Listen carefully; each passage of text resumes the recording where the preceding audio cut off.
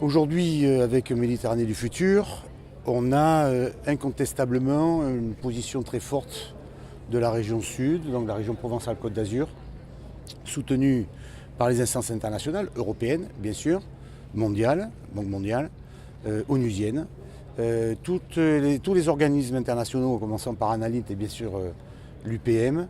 C'est un événement qui essaie de rapprocher les deux rives de la Méditerranée et on sait combien cette relation Méditerranée Nord-Sud est importante en termes d'échange de savoir, de technologie, d'art, de culture. Donc la région Afrique du Nord et Moyen-Orient est une région qui a formé beaucoup de talents, beaucoup de gens éduqués, mais qui n'a pas réussi à les employer dans un secteur privé qui reste relativement fermé. En fait, on a des relations historiques avec les régions sud. On a déjà hier, on a signé le nouvel accord cadre de coopération entre nos deux régions avec notre cher monsieur le secrétaire général du gouvernorat. Donc, pour bien régler le côté de chômage, le côté économique, il fallait bien travailler sur les leviers. Et l'un de ces leviers-là, c'est le levier économique et touristique.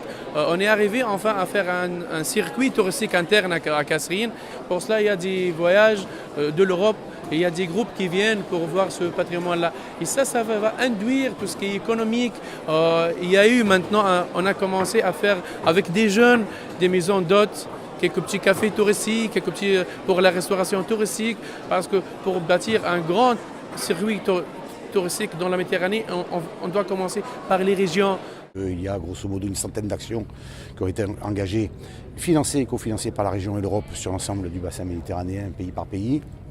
Je pense que nous allons mettre en place un parlement des jeunes de la Méditerranée. Le représentant de la commission qui était là hier nous a expliqué que dans le cadre du poste 2020, c'est l'âge 2020, il y avait une volonté, une démarche de démultiplier l'Erasmus, qui est ce qui marche le mieux et le plus reconnu par nos amis européens.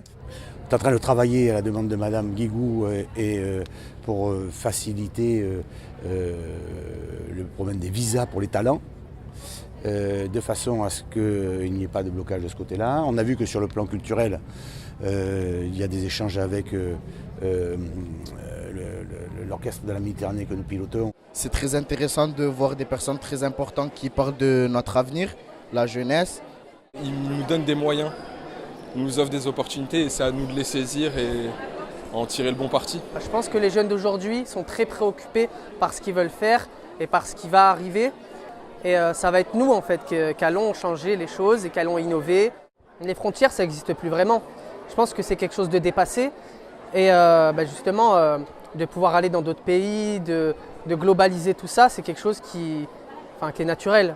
Nous portons à la Banque mondiale des propositions assez concrètes sur l'ambition à l'horizon 2021 de mettre à disposition de cette jeunesse des moyens de paiement digitaux, un Internet de très haut débit, afin d'essayer d'accélérer le développement de ces startups, de ces plateformes et de libérer un certain nombre de secteurs comme le secteur de la logistique, du transport et de le rendre beaucoup plus professionnel, d'en améliorer son efficacité.